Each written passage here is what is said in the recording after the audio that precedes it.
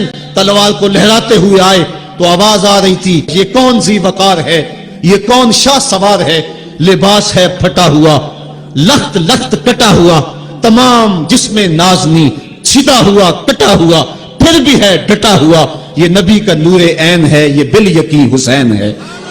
حضرت امام حسین رضی اللہ تعالیٰ عنہ نے کس انداز کے ساتھ جبر کے خلاف پوری قوت سے کھڑے ہو کر کے دنیا کے سامنے اپنا اسوہ رقم کیا، اور گھوڑے کی زین سے جب فرش زمین کی طرف آئے، حضرت امام حسین رضی اللہ تعالیٰ عنہ کا آخری وقت سر جو تھا وہ سجدے میں تھا، اور سجدے کی حالت کے اندر دست قاتل نے سر حسین کو تن حسین سے الگ کیا۔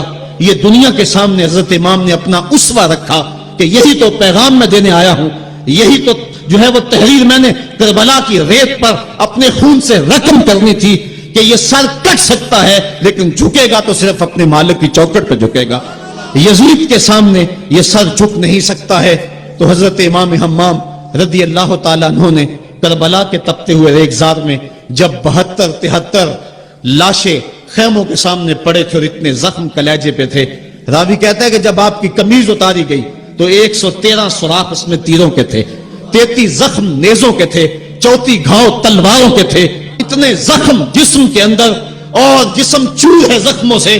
لیکن حضرت امام حسین نے جب پیشانی سجدے میں رکھی تو آخری لفظ یہ تھے، اللہم رضن بقضائک وصبرن علی بلائک تسلیما لامرک سبحان ربی العالی۔ مالک تیری تقدیر پہ راضی ہو گیا ہوں، مالک زخم سے پہ بھی میں مسکرا رہا ہوں، مالک تیری طرف سے جو دکھ آئے میں نے ان کو قبول کیا، جے سونا میرے دکھ وچ راضی تو میں سکھ نو چلے ڈاواں، مالک میں سب کچھ قبول کیا، حسین تیری رضا پہ راضی ہے، میرے مالک تو بھی بتا تو بھی حسین پہ راضی ہوا ہے کہ نہیں ہوا ہے۔ آواز آ رہی تھی اس پیاسے پر علی شیر خدا کو ناز ہے، اس نواسے پر محمد مصطفیٰ کو ناز ہے، اوروں نے بھی سجدہ کیا پر اس کا عجب انداز ہے، اس نے وہ سجدہ کیا جس پر خدا کو ناز ہے۔ اے حسین ابن علی تم پر سلام، نازش آل نبی تم پر سلام۔ قیامت تک حضرت امام حسین رضی اللہ تعالیٰ عنہ نے اپنی سنت کو بطور نمونہ چھوڑا اور فرمایا وَلَكُمْ فِيَّ أُسْوَةٌ، میں اس لیے خود کربلا کے ریگزار کے اندر ایک انوکھی داستان رقم کرنے جا رہا ہوں تاکہ قیامت تک لوگوں کے لیے میری زندگی ایک نمونے کے طور پہ موجود رہیں اور جبر کے خلاف لوگ ٹکرانے کا حوصلہ رکھیں۔ حضرت امام حسین رضی اللہ تعالی عنہ نے کربلا کی اس دوپہر کے اندر جو عظیمت کی داستان رقم کی اور جس طرح جبر کے سامنے پوری قوت سے سینہ تان کے کھڑے ہو گئے۔ حضرت امام حسین کی زندگی سے ہم روشنی لے کر کے اپنی زندگیوں میں ڈال سکتے ہیں۔ رضائے الہی کا حصول یہ امام کا مطمع نظر تھا اور اس کے لیے ان کی زندگی کی ایک ایک ساتھ گزرتی ہے۔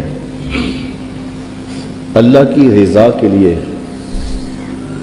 اس کی قربت کے لیے اپنی جان قربان کر دینا اور اپنا سب کچھ لٹا دینا، یہ بندگی کی معراج ہے۔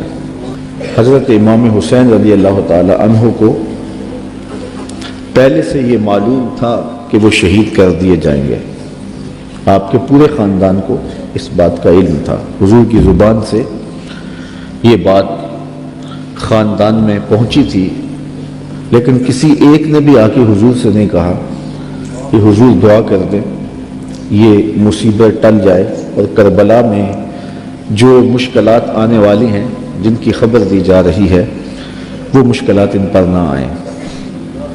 آپ تاریخ پڑھ لیں، یہ نہ حضرت سیدہ فاطمہ نے کہا ہے، نہ مولا کائنات نے آ کے عرض کی ہے، نہ خود امام حسین رضی اللہ تعالی عنہ نے حضور کی بارگاہ میں کہا ہے، نہ حضور نے کہا ہے کہ مالک حسین سے شہادت ٹال دے، بلکہ حضور کے ہاتھ اٹھتے ہیں تو دعا یہ نکلتی ہے اللہم آت الحسین صبرا و اجرا، اے اللہ میرے بیٹے حسین کو صبر بھی بخش دے، اجر بھی بخش دے۔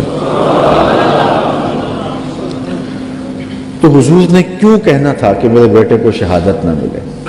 وہ تو اس امتحان کے لیے تیار کر رہے تھے۔ استاد جب شاگرد کو پڑھاتا ہے، محنت کراتا ہے، تو وہ یہ کبھی نہیں چاہتا کہ میں نے جو اس کو محنت کروائی ہے اس کے امتحان نہ ہو. وہ کہتا ہے یہ امتحان گاہ میں جائے، زمانے کو پتہ چلے کسی استاد نے پڑھایا تھا.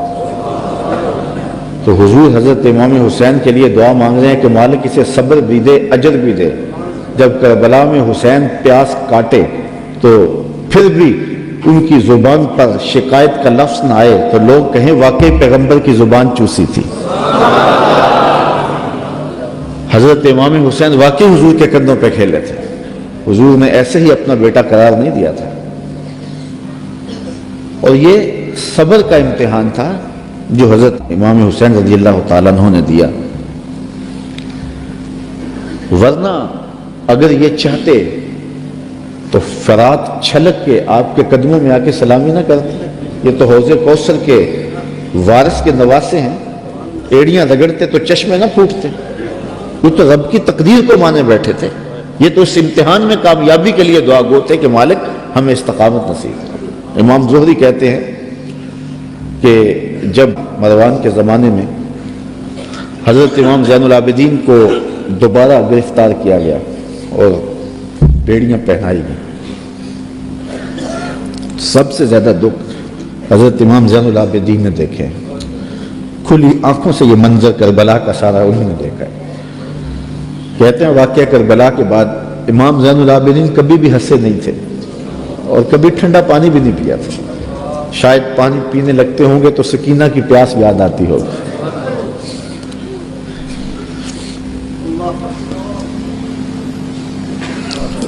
لیکن آپ کے ہاتھوں میں ہتھ کڑیاں ڈال لی گئی اور قید میں ڈال دیا گیا. امام زہری کہتے ہیں کہ میں نے جو ہی امام کو دیکھا تو امام زہری رو پڑے. امام زین العابدین نے کہا زہری رو کیوں رہے ہو؟ میں نے کہا حضرت آپ کے ان ہاتھوں میں ہتھ کڑیاں ہیں، پیغمبر زادے ہو، دنیا کو دین دیا ہے اور آج آپ کے ہاتھ میں ہتھ کڑیاں ہیں. امام زہری کا دل پھٹتا جا رہا ہے. امام زین العابدین فرمانے لگے زہری پریشان ہونے کی ضرورت نہیں، ہم تو اس کی تقدیر کے اوپر راضی ہیں، ورنہ یہ زنجیریں کیا ہیں؟ آپ نے جھٹکا دیا، زنجیریں ٹوٹ گئیں. کہا یہ ہمارے لیے نہیں ہے. تو یہ کربلا کی مشکلیں ٹل جاتی اگر حضرت امام چاہتے، لیکن انہوں نے تو مشکل کو سہ کے اور قربانیاں دے کے عظیمت کی داستان رقم کرنی تھی اور وہ زمانے نے دیکھا.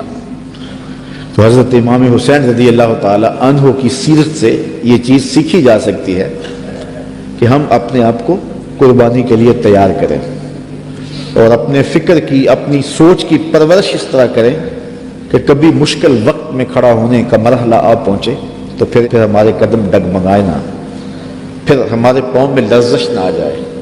ہمارے زوردار نعرے اور ہمارے پرجوش خطاب، ہماری خطابت کے تن تنے اور ہمارے فلسفے وہاں دم نہ توڑ جائیں جہاں کھڑے ہونے کا وقت تھا. یہ ناداں سجدے میں گر گئے جب وقت قیام آیا. تو ہم نے اپنی پرورش حضرت امام حسین رضی اللہ تعالی عنہ کی اس فکر کی روشنی میں کرنی ہے تاکہ اگر کوئی ایسا وقت آن پہنچے تو پھر ہمارے قدم اکھڑنے نہ پائیں.